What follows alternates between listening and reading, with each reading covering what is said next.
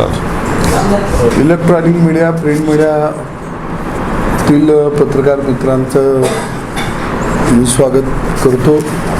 आजच्या पत्रकार परिषदेला रयत क्रांती संघटनेचे राज्याचे अध्यक्ष आदरणीय दीपकजी बापू पगार, त्याचबरोबर जाधवर इन्स्टिट्यूटचे आमचे सहकारी शार्दुलजी,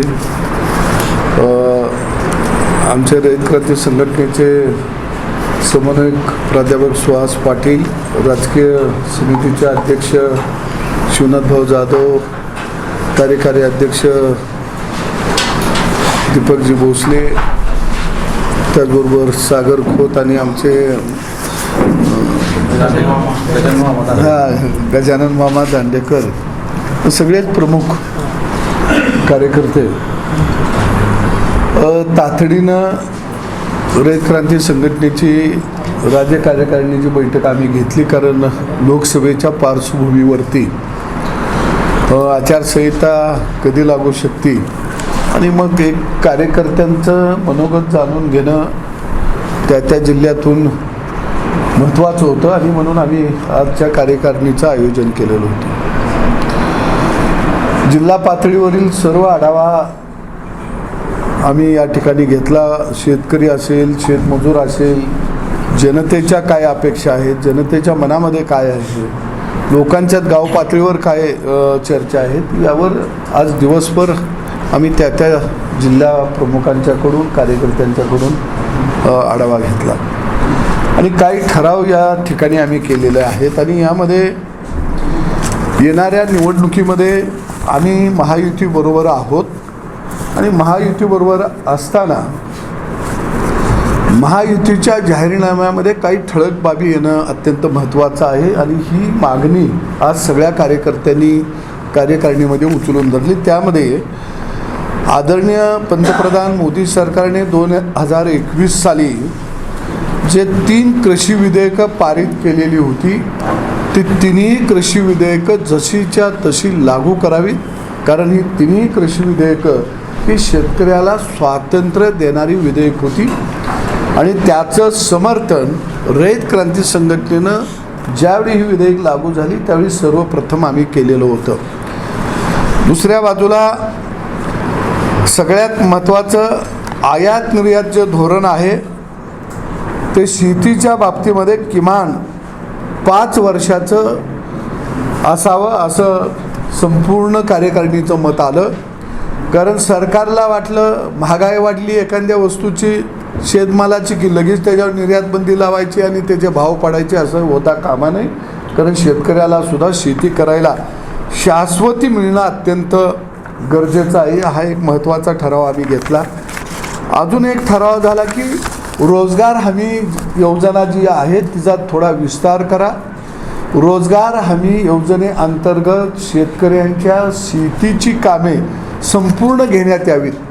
मग नांगरट असेल, कुळवट असेल, पेरणी असेल, निंदणी असेल, शेतीला पाणी देण्याचं असेल, याला मजूर लागत असतात. म्हणजे शेती अनेक लोकांना रोजगार देत आहे आणि म्हणून शेतीवरची सगळी कामं रोजगार हमी योजनेमध्ये ग्राह्य धरण्यात यावीत आणि तसा जाहीरनाम्यामध्ये स्पष्ट उल्लेख असावा, ही आम्ही त्या ठिकाणी मागणी केली. दुसरी शेतकऱ्यांच्या बाबतीने एक महत्त्वाची मागणी आहे, ती 10 HP पर्यंत शेती पंपाचं बिल हे शेतकऱ्याला येता कामा नये.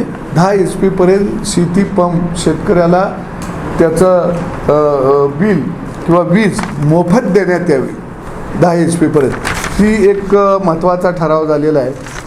आणि घरामध्ये घर प्रपंच चालवण्याचं काम ही शेतकऱ्याची मायमाऊली करत असते आणि म्हणून शेतकरी महिलेला, ज्या शेतकऱ्याच्या नावावर 7/12 खाते उतारा आहे, त्याच्या पत्नीला दर महिन्याला 1000 रुपये प्रोत्साहनपर अनुदान तिच्या खात्यामध्ये जमा करा, की जेणेकरून घरातली जी काही चडचण आहे, अडचण आहे, ती निश्चितपणानं त्या 1000 रुपयेचं प्रोत्साहन अनुदान दिलं तर थोडी कमी होईल आणि घरच्या लक्ष्मीला हातभार लागेल. अजून एक महत्त्वाचा जो ठराव केलेला आहे, अत्यावश्यक वस्तू कायदा जो आहे तो रद्द करा. कारण शेतीवरचे आता निर्बंध 100% हटवा. शेतकऱ्याच्या पायातल्या बेड्या काढून टाका. हा एक आम्ही ठराव केलेला आहे.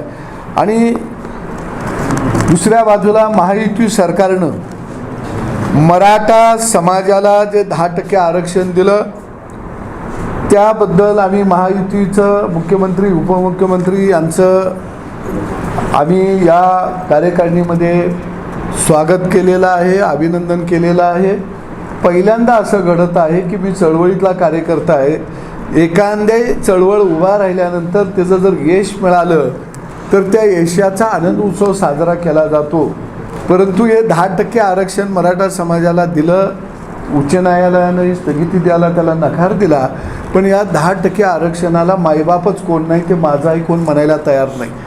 कारण पहिल्यांदा असं झालं की यशाला हजारो बाप असतात, अपयशाला बाप नसतो.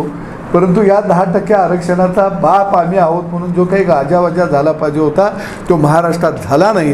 परंतु रयत क्रांती संघटना या 10% आरक्षणाचं समर्थन करत आहे आणि त्या आरक्षणाचे मायबाप आम्ही आहोत, आम्ही स्वीकारत आहोत.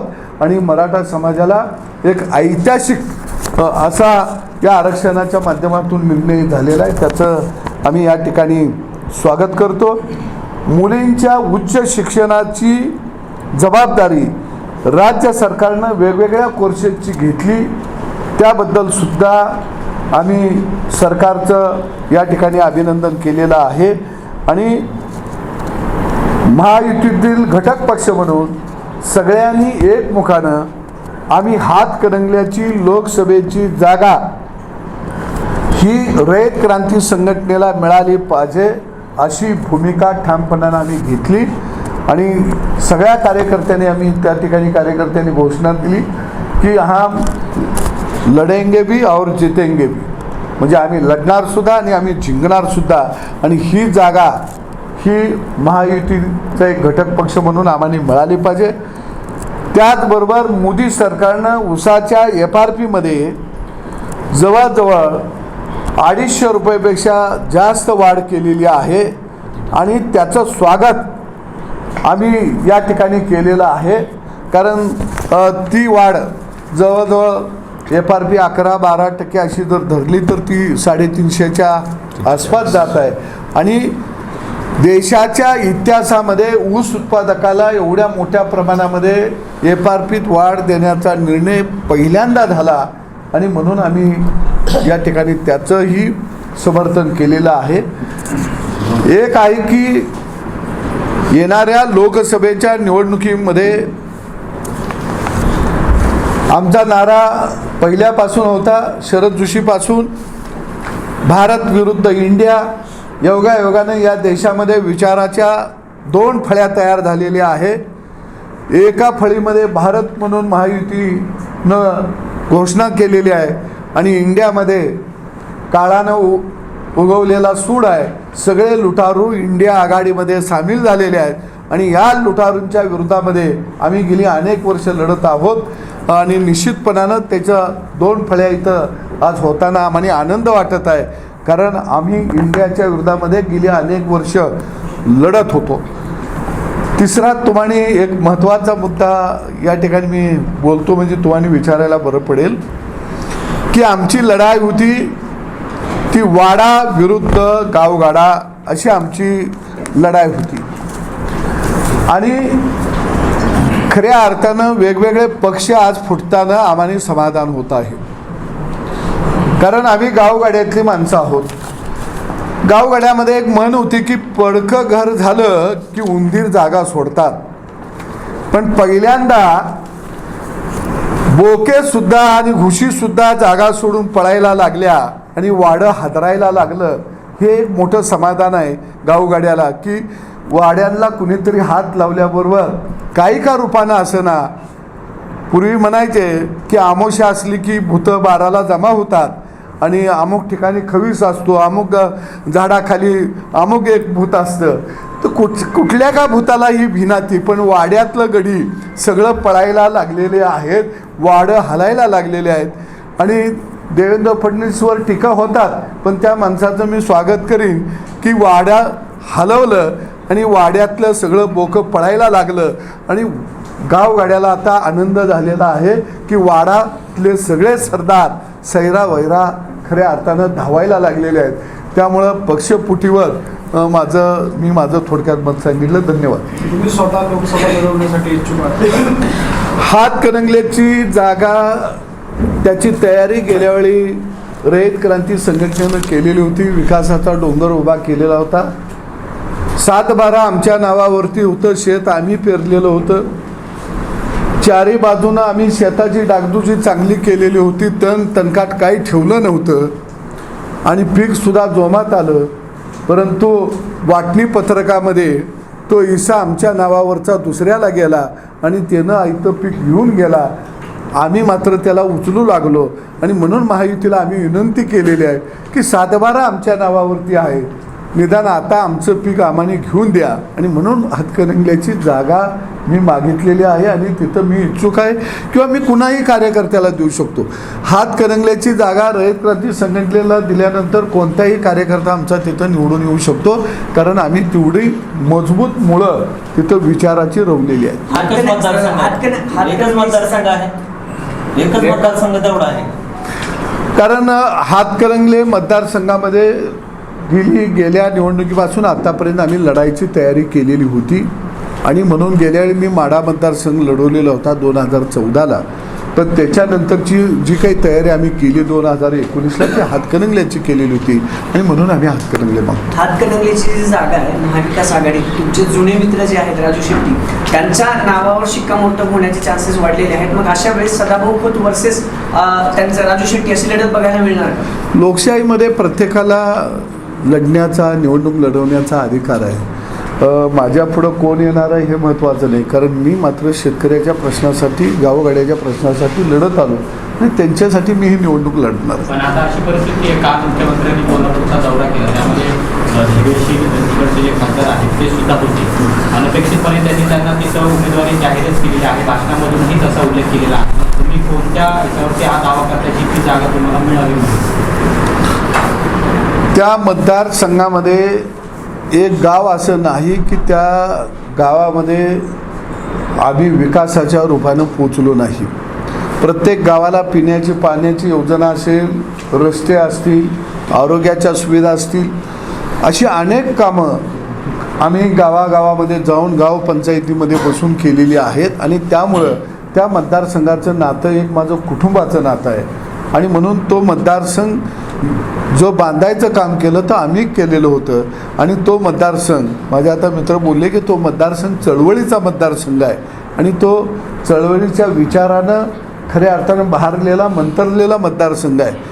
आणि गेल्या वेळी मी म्हटलं बांधणी केली आणि म्हणून तो एक वेगळ्या विचारानं आम्ही मतदारसंघ बाहेर काढला. पण भाऊ, युतीमध्ये असं आहे की ज्या जागा ज्यांनी जिंकल्या त्यांना ती जागा दिल्या जाते. आता ती शिवसेनेला जागा गेली तर मग तुम्हाला ती जागा कशी देणार? आणि जर त्यांनी नाही दिली जागा तर पुढं तुम्ही काय करणार? काय आहे की मी शेतकरी चळवळीतला कार्यकर्ता आहे. मला एक कळतं, पैरा केला की पैरा फेडायचा असतो. त्यामुळं मी पैरा केलेला होता आणि तो पैरा फेडायचा का नाही हा तर समोरच्याने ठरवायचं. पण मी काय म्हणतोय की पैरा फेडा. गावगाड्यामध्ये जर पैरा नाही फेडला तर फटवारी होती काय, आणि ती फटवारी होऊ नये असं मला वाटतं. आता महायुतीच्या बैठकीमध्ये तुम्ही कुठंच दिसलेलं नाही आतापर्यंत. तुम्हाला बोलवलं नव्हतं का किंवा तुम्ही गेले नाही?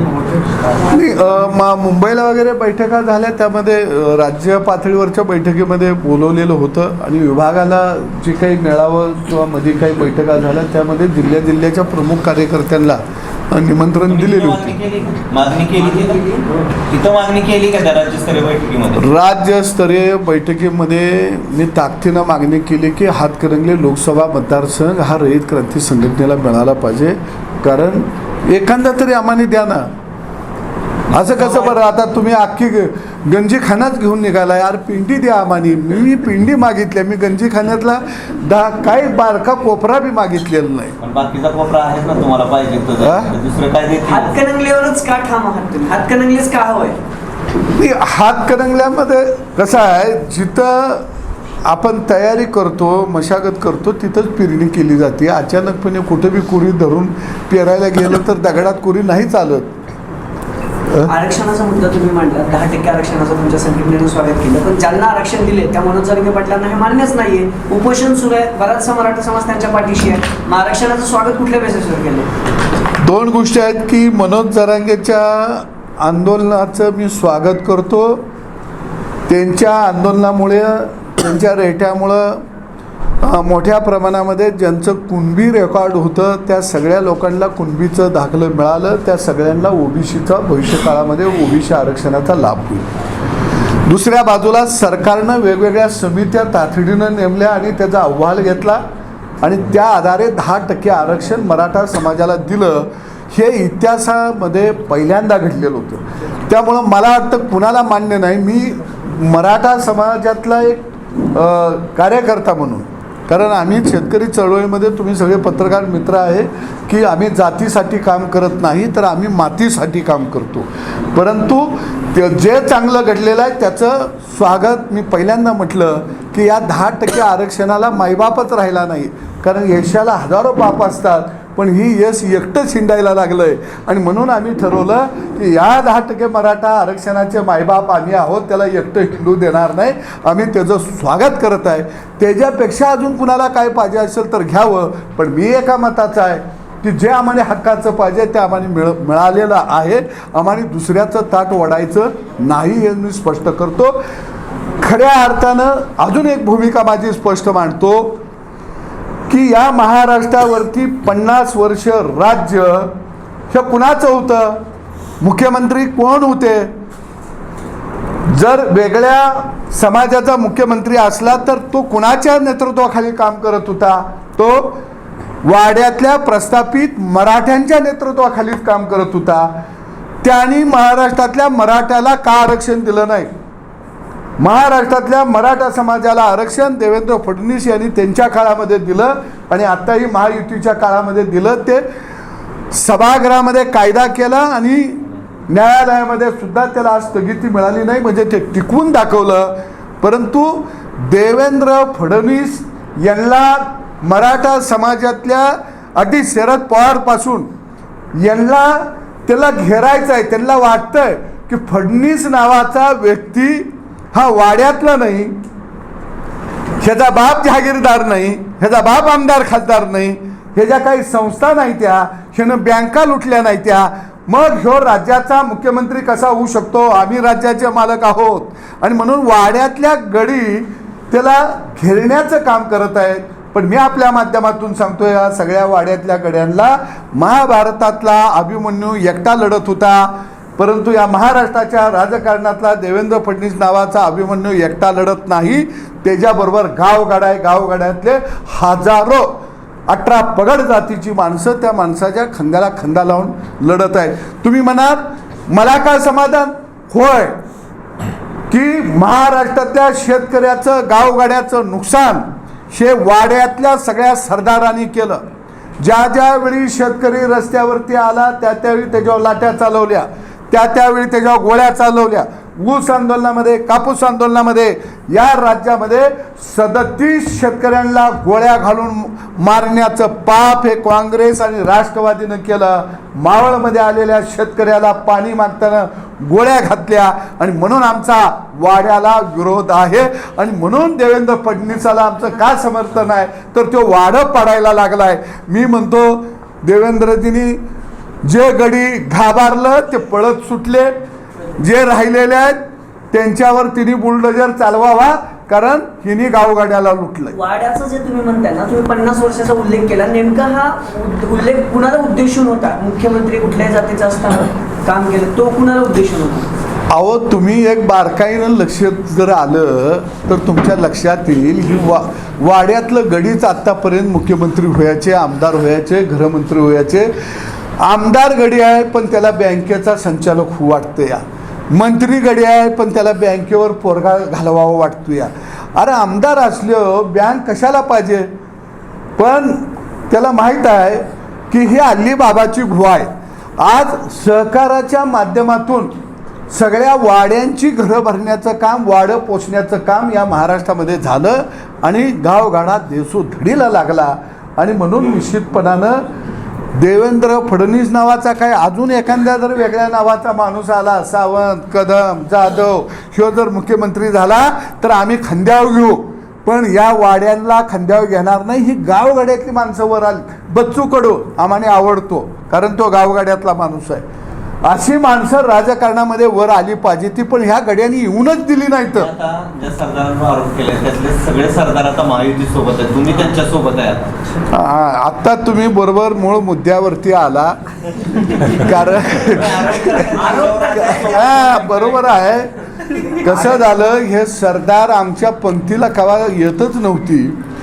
निदान वाडं सोडून भीतीपोटी का होईना आमच्या पंक्तीला बसायला लागली.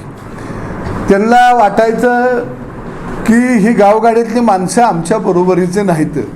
आता गप गुन्ह्या गोविंदानं जसं बैल शिवळाला घातलो कसा वडतो नांगरट, तसं गडी गप गुमान शिवाळ खांद्यावर ठेवून नांगूर वडायला लागली ती. आता आम्ही ठरवतो शेत कुणाचं नांगरायचं, अजून त्याला वेळ आहे, पण गडी तर पळालं. शेताचा मालक आता एकच आहे ना, शेताचा मालक एकच आहे आता. अजिबात नाही. या शेताचा मालक जे गडी पळून आमच्याकडे आली ती, त्याचा मालक दोनच आहेत, एक नरेंद्र मोदीजी ना अमित शहाजी. त्यांना कळतं ह्या गाड्यांना कसं हाकायचं. तुम्ही गंमत बघा जरा. नरेंद्र मोदींचं तुम्ही कौतुक केलात, शेतीचे जे धोरण आणले गेले, पण सरकार तुमचंच आहे दिल्लीत. अनेक राज्यातून दिल्लीच्या दारी आता सगळे शेतकरी येऊन बसलेत. त्यांना किती त्रास दिला जातो गेल्या अनेक दिवसापासून, जुन्या आंदोलनाचे आहेत. आता मग त्यांचं मी तुम्हाला सांगतो, 3 कृषी कायदे आल्यानंतर या कायद्याला विरोध करायला उत्तर भारतातल्या काही संघटनांना पुढं केलं गेलं आणि तो एक मोठा जागतिक कट होता. कारण हे जर 3 कृषी कायदे लागू झाले असते तर शेतीवरचे निर्बंध हटले असते, शेतीमध्ये मोठ्या प्रमाणामध्ये भांडवल गुंतवणूक झाली असती आणि जगाची बाजारपेठ हिंदुस्थानातल्या शेतकऱ्यांनी काबीज केली असती. या भीतीपोटी जगातून उत्तर भारतामध्ये जी सरकारी खरेदी होती शेतमालाची, ते सगळे दलाल यांना पुढं करून शेतकऱ्यांच्या मनामध्ये भीती निर्माण करून ते आंदोलन उभा केलं गेलेलं होतं. आणि दुसऱ्या बाजूला रयत क्रांती संघटना, शरद जोशींची संघटना, अशा काही संघटना मोजक्या की हे कायदे लागू झाले पाहिजे ते म्हणून देशामध्ये लढा देत होते.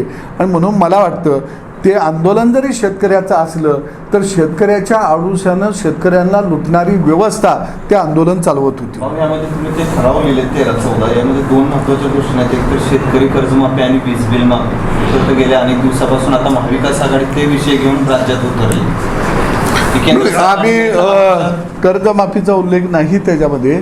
मी जो उल्लेख केलेला आहे तो विजेचा 10 HP पर्यंत शेतकऱ्याला मोफत वीज देण्यात यावी असं आपण त्या ठिकाणी हे केलं. महाविकास आघाडीनं काय जाहीरनामा काढते, कारण 50 वर्ष तर महाविकास आघाडीचंच राज्य, त्यांचे नाव बदललं म्हणजे लेबल बदललं, दारू तीच आहे त्या बाटलीतली, त्यामुळं दारू काही बदललेली नाही, फक्त लेबल बदलते. त्यांचं राज्यातील सरकार होतं आणि केंद्रातील सरकार होतं, परंतु त्या काळामध्ये जे काही कृषी कायदे झाले, आता मी जे उल्लेख केला ते त्यांच्याच काळातलं हे सगळं पाप आहे. त्यामुळं त्यांच्या जाहीरनाम्याला काही फार अर्थ नाही.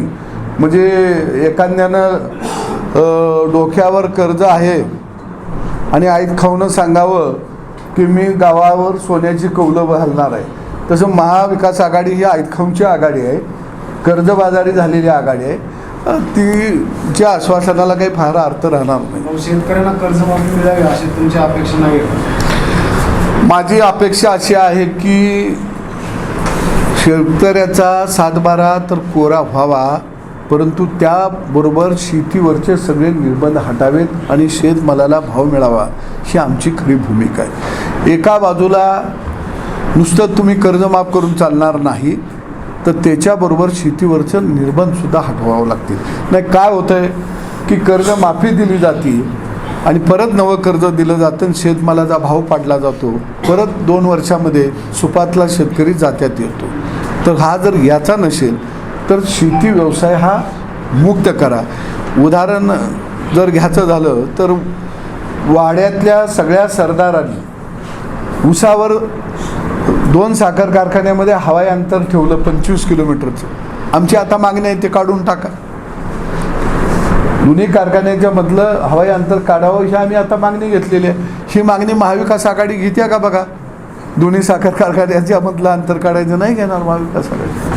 भाऊ 8 दिवसावर आचारसंहिता आली तर महायुतीतल्या प्रमुख 3 पक्षाची जागा वाटप अजून होत नाही. तिसरा दौरा होते दिल्लीचा तुमच्याच याचा होतो. जर तुम्हाला नाही तिकीट दिलं तर तुमची भूमिका काय असेल? मी रयत क्रांती संघटनेला हातकणंगल्याची जागा जर सोडली नाही तर राज्यभरातला सर्व प्रमुख कार्यकर्ते घेऊन आमची हातकणंगले लोकसभा मतदारसंघामध्ये राज्यव्यापी एक मोठा मेळावा आम्ही त्या ठिकाणी घेऊ आणि कार्यकर्त्यांना विचारून निश्चितपणानं तिथली रणनीती आम्ही ठरवू. पुढीलची दिशा आम्ही त्या ठिकाणी ठरवू मेळाव्यामध्ये. आणि सगळ्या राज्यातून रयत क्रांती संघटनेचे कार्यकर्ते तिथं येतील. कारण तिकीट दिली नाही म्हणून तोंडावर पट्टी बांधून आम्ही आणि डोळं झाकून पुढं जाणार नाही. कार्यकर्त्यांना विश्वासात घेऊनच पुढं कशा पद्धतीनं जायचा निर्णय घेतला जाईल. याआधी तुम्ही सुद्धा अशी मागणी केलेली होती. याआधी सुद्धा अशी मागणी केलेली होती पण त्याच्यावरती कोणत्याही प्रकारची चर्चा महायुतीमध्ये झालेली नाही. 2 दिवसापूर्वी मागाशी पण तोच प्रश्न विचारला की मुख्यमंत्र्यांनी अनपेक्षितपणे तिथं त्यांना उमेदवारी जाहीर केलेली आहे. असं आहे की जोपर्यंत अधिकृत उमेदवारांच्या डिक्लेरेशन महायुतीच्या माध्यमातून होत नाही, घोषणा होत नाही, तोपर्यंत प्रत्येक पक्ष मला जागा लढवायची आहे, मी लढवणार, ती जागा आमची आहे, आम्हाला पाहिजे हे म्हणण्याचा प्रत्येक पक्षाला अधिकार आहे. तर त्याचाच विश्वास नसल्यामुळं काही म्हणजे महायुतीवर विश्वास नसल्यामुळं महादेव जानकर वेगळी चूल मांडण्याच्या तयारीत आहेत. माड्यातून ते लढण्याच्या तयारीत आहे किंवा इतरही जागा ती मागण्यासाठी किंवा ते बैठकीला पण नव्हते महायुतीचे येतात. नाही, जानकर साहेबांचे प्रतिनिधी मी ज्या ज्या बैठकीला होतो त्या बैठकीला जानकर साहेबांचे प्रतिनिधी मात्र उपस्थित होते.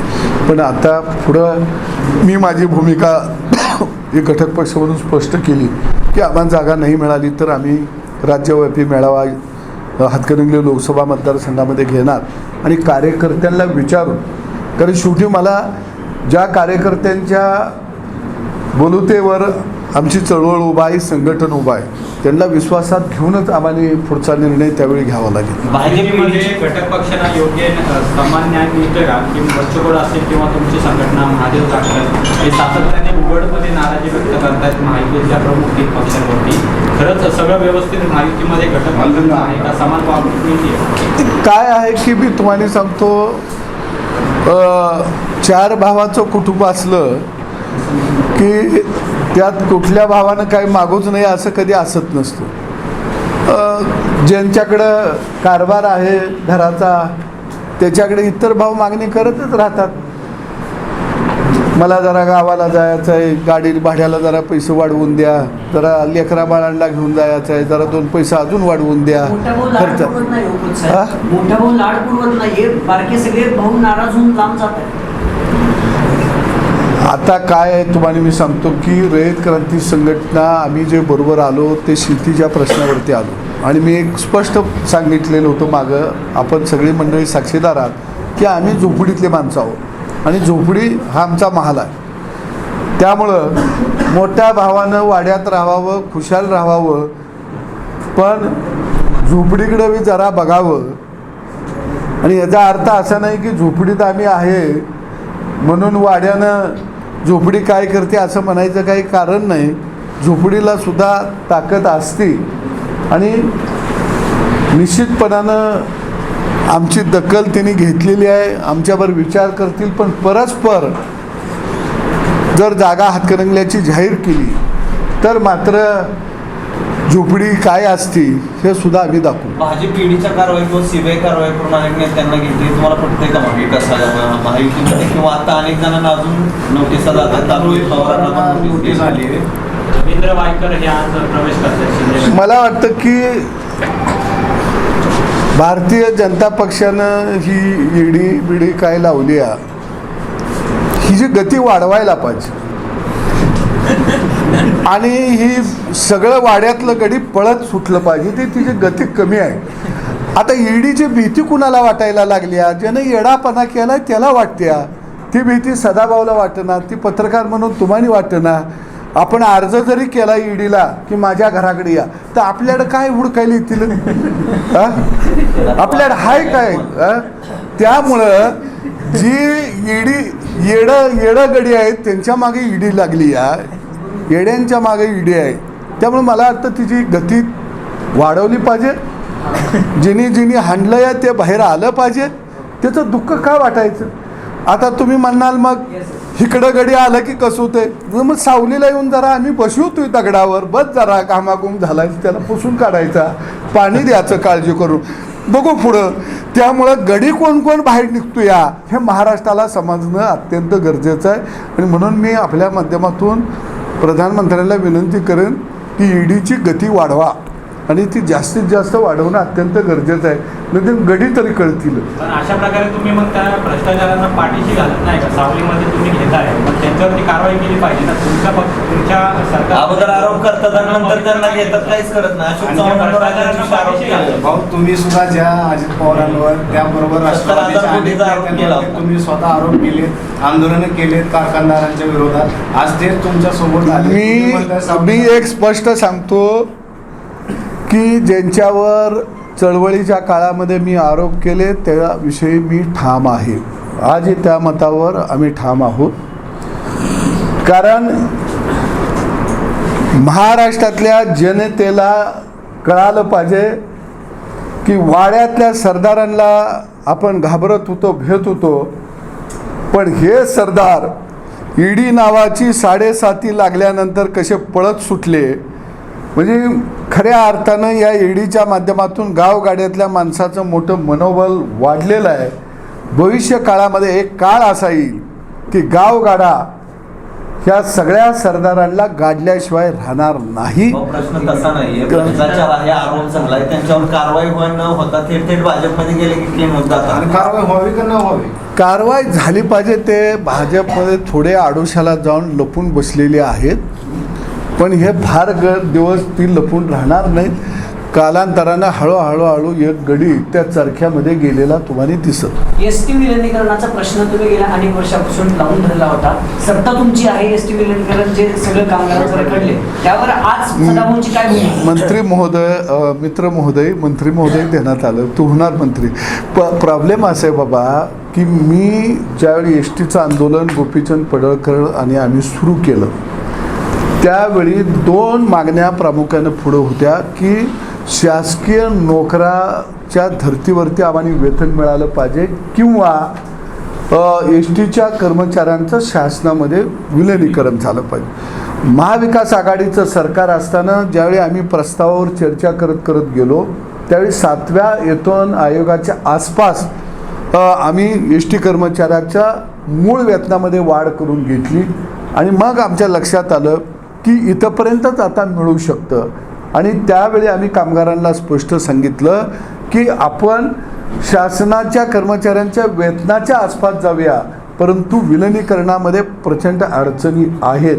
त्यावेळी कर्मचारी म्हणले की हे आंदोलन आम्ही चालवतो. त्यावेळी आम्ही त्यांना सगळ्यांना नमस्कार केला, आम्ही तुमच्याबरोबर आहोत, जेवढं आम्हाला तुम्हाला देता येतं आहे तेवढं आम्ही प्रामाणिकपणानं देण्याचं काम केलं आणि आंदोलनामधून आम्ही त्यावेळी थांबलो. ही स्पष्ट भूमिका त्यावेळी घेतली. महाराष्ट्रातून आता सगळं फिरलाय महाराष्ट्र. महाविकास आघाडीचा प्रचार म्हणजे आचारसंहिता सुरू होईल. जी भाजप 45+ जागा जिंकते असं वाटतंय, तुम्हाला काय आहे? तुम्हाला पण असंच वाटतं? महाराष्ट्रात 45 खासदार आहेत. एक असं आहे की निवडणुकीमध्ये प्रत्येक हा जिंकायसाठी उतरत असतो आणि त्यामुळं मला वाटतं की 45+ किंवा 46+ म्हणले ते. आता 48च्या पुढं जागा नाही त्यात, त्यामुळं मी तर बरेल की 48 जिंकायचे. काय जागा कुठली काय पराभव होण्यासाठी आपण लढवत असतो का? त्यामुळं मला वाटतं की येणारे मी 48 म्हणतोय. 48 आल्या पाहिजे. त्या कारण प्रत्येक जागा ही निवडून आलीच पाहिजे. तेवढी ताकद महायुतीमधल्या सगळ्यांनी लावावी. प्रत्येक का 2-3 कुणाला पाडायचं आहे असं काय आहे का त्याचं शास्त्र? ह्याला पाडायचं आहे त्याला आणायचं असं काही नाही. 48चे 48 येणार आणि त्याच्यासाठी सगळ्यांनी ताकद लावायची. धनगर आरक्षणाचं काय पडळकर आता बोलत नाही. धनगर आरक्षणाचाही मुद्दा तुम्ही घेतला, पडळकर पण बोलत नाही त्याच्यावर. आता मला तेवढं माहीत नाही. मी आपल्या शेतीवर बोलतो. ठीक आहे. दिला